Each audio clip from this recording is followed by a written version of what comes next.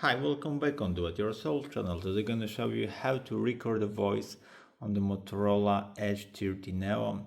So first of all, you have to go to the menu and slide down and search for the recorder application. And then you can tap to record the start button. So you have to hit the red button here, accept to get permission here, not allow it. So we're gonna take allow for this application. And now you can record your sound, and now your sound is recording on the phone. So let's stop. You can save it and listen if you wish. You can record your sound, and now your sound is recording on the phone.